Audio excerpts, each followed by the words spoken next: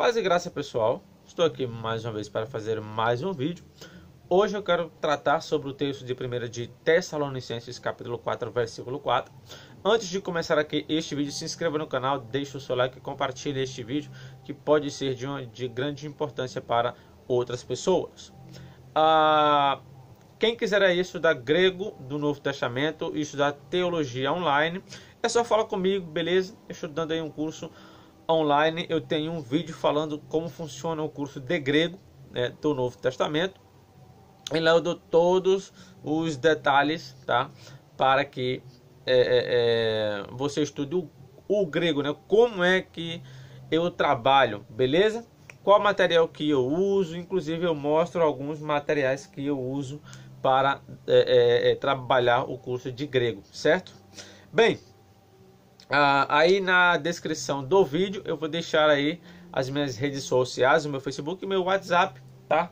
E quem tiver interesse é só falar comigo. Já tem diversas pessoas estudando comigo já, né? Acho que umas 18 pessoas, né? E as pessoas estão de fato evoluindo em relação ao grego do Novo Testamento. Bem, hoje, né, como vocês sabem e vocês que acompanham aí o meu canal veem, que eu sempre estou tratando aqui sobre traduções do texto grego em relação às Bíblias que temos em português, ok? Então o foco deste vídeo, né, é exatamente sobre isso novamente. Tradução. Bem, hoje eu quero falar sobre uma expressão que aparece aqui no livro de 1 de Tessalonicenses, capítulo 4, versículo 4. Eu queria ler aqui. O texto fala assim: que cada um de vós saiba possuir o seu vaso em santificação e honra. Observe, esse texto ele diz que cada um de vós, né, as pessoas que estavam ali em Tessalônica, eles soubessem possuir o seu vaso. Que vaso é esse? Bem, se você consultar traduções, talvez cause uma confusão na sua mente. Primeiro, se você ler a Bíblia de Jerusalém, ela diz, ela não fala vaso, ela fala uma esposa. Veja aí, no verso 4 fala que cada qual saiba tratar a própria esposa com santidade e respeito. Bem, então a Bíblia de Jerusalém, como a Bíblia também linguagem de hoje, ela trata sobre a esposa, que esse vaso seria a esposa. Mas se você pegar outras traduções, como por exemplo a tradução do Novo Mundo, né, que é da Testemunha de Jeová, Bíblia Pastoral, Bíblia NVI, essas três aqui, elas falam corpo, tá? Cada qual saiba possuir seu próprio corpo. Aqui você tem variações na tradução, tá? Você tem que é para saber tratar a sua esposa, outras falam que é para tratar o seu corpo, né, saber possuir ele, e outras falam o seu vaso. Bem, primeiro, o texto grego que ocorre aqui, vaso, é literalmente vaso, como está no texto grego. O tradutor, ao colocar vaso, ele optou pela tradução literal de como o texto grego está. Porém, isso ocorre um problema, tá, na mente das pessoas que não entendem a cultura antiga, né, as expressões idiomáticas em que o livro ele foi escrito. Então a pessoa ao ler vaso, ela não vai entender bem o que esse vaso esteja se referindo. Você tem aqui a expressão skeuos, né? Essa expressão aqui, skeuos, essa expressão aqui, ela significa vaso mesmo, tá? De um material, de uma embarcação, algo do tipo, literal. Porém, essa expressão, tanto traduzir esse termo como esposa e como corpo são válidos. Você pergunta por quê? A resposta é: bem, sabemos que em cada cultura existe lá as suas expressões idiomáticas.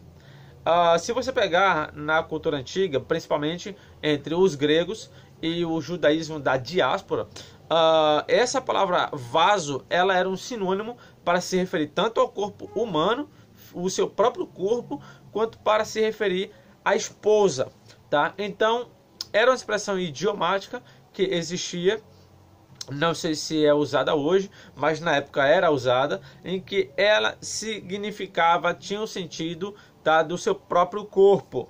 Por isso que algumas traduções, como a NVI mesmo, a pastoral, elas colocaram corpo, porque o tradutor, ele, ao estudar o grego, né, ao saber lá os significados idiomáticos de uma expressão, então eles sabiam, tá, que vaso fazia menção ao seu corpo.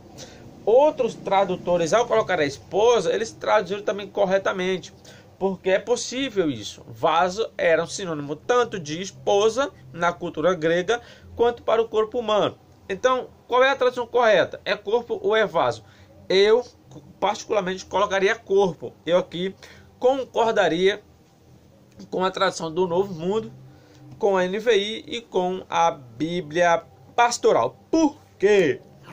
Vocês devem aí perguntar, né? Por que você concordaria com a expressão corpo? Pelo contexto. Deixa eu ler aqui. Vou ler do verso 1 ao verso 4, ok? Aqui, esse capítulo 4 aqui, ele está tratando de como viver para agradar a Deus, ok? Então, ele fala assim: quanto aos irmãos, quanto aos mais irmãos, já os instruímos acerca de como viver a fim de agradar a Deus. E, de fato, assim vocês estão procedendo. Agora lhes pedimos e exortamos no Senhor Jesus que cresçam nisso cada vez mais, pois vocês conhecem os mandamentos que lhes demos pela autoridade do Senhor Jesus. A vontade de Deus, olha, a vontade de Deus é que vocês sejam santificados, abstenham-se da imoralidade sexual, cada um saiba controlar o seu próprio corpo de maneira santa e honrosa. Pelo versículo 3, fica muito claro aqui que faz menção ao corpo. Por quê? Porque quando ele fala que a vontade de Deus é que vocês sejam santificados, abstenham-se da imoralidade sexual. O que é a imoralidade sexual? Como você pratica ela?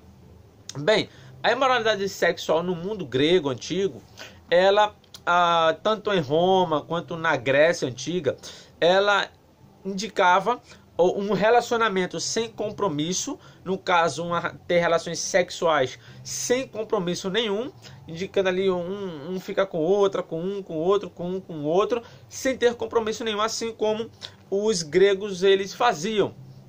Por exemplo, em Corinto existia o templo da deusa,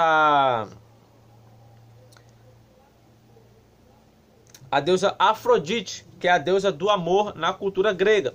Essa deusa tinha um templo lá na época de Paulo, segundo a história. Diz que lá tinha um templo onde no mínimo existia ali 1000 prostitutas no templo. E ali elas estavam ali para servir aos homens sexualmente. Eles subiam lá e pagavam lá um dote, e ali eles tinham relações com essas mulheres. Então é por isso que em 1 Coríntios 7, Paulo ele vem tratando ali do casamento em relação a que o homem tenha a sua própria esposa, para que não se prostitua. Porque se um homem não tem a sua esposa, ele precisa se relacionar em algum momento. Então o que vai acontecer? Ele sem mulher nenhuma, isso causaria um problema. Ou seja, eles iriam para o templo de Afrodite, eles pagavam um dote e iriam se prostituir. Então Paulo diz, olha, é melhor vocês casar por causa da prostituição. Então, através do contexto histórico, você entende o porquê Paulo ele estava falando aquilo. Então, a prostituição, ela tem essa conotação, seja no Antigo Testamento ou no Novo. Tanto no Antigo Oriente Médio, quanto na cultura antiga da Grécia, da Roma e por aí vai. Então, como você se prostituía? Usando o seu corpo, que é a imoralidade sexual que está falando aqui no versículo 3 de 1 de Tessalonicenses 4:3. Então, para me abster da imoralidade sexual, eu tenho que controlar o quê? O meu corpo. Ou seja, que está o quê? Os instintos sexuais. Então, para eu controlar o meu corpo, eu tenho que me abster disso. Então, a ideia aqui é que Paulo está tratando de afastar-se da imoralidade sexual. Então, entre o versículo 4, cada um saiba controlar o seu corpo. Porque se eu não sei controlar o meu corpo, eu vou cair lá. Então, quando Paulo chega, por exemplo, em Corinto mesmo, ele diz o quê? Olha, todo pecado que o homem comete é fora do corpo. Mas o que se prostitui, ou seja, o que pratica imoralidade sexual, pega contra o seu próprio corpo. Então, quando o homem ele pratica a imoralidade sexual, a prostituição, ele está pecando contra o próprio corpo. Se ele está pecando contra o próprio corpo, então por isso que eu defendo que a tradução aqui correta, sem dúvida nenhuma, é corpo. Primeiro, por causa da expressão idiomática, que ela era mais evidente a corpo. Segundo, porque na cultura antiga, quando as pessoas eles iriam fazer se prostituir, eles se prostituíam com o seu corpo, o seu corpo físico. Então, se abster disso era controlar o seu corpo.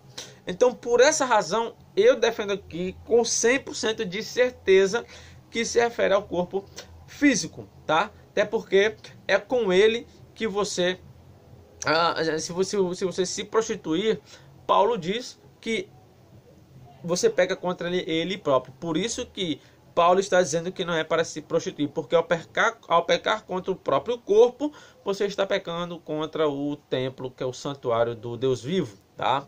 Como diz que Deus habita em nós através do seu Espírito, em Efésios, acho que é 2:22, e diz que somos o templo de Deus, conforme 1 Coríntios capítulo 6, verso 19 e 1 Coríntios 3:16, ok?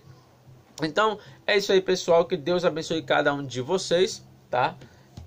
Se inscreva aí no canal se não é inscrito, deixa o seu like, compartilhe esse vídeo, que outras pessoas podem estar com dúvidas concernente a esse texto, né? Inclusive, eu andei conversando com algumas pessoas, né, falando sobre esse texto, e as pessoas de fato têm dúvidas quanto a essa expressão, se é corpo ou se é esposa, ok? Então, eu digo com 100% de certeza, faz menção ao corpo sim, tá?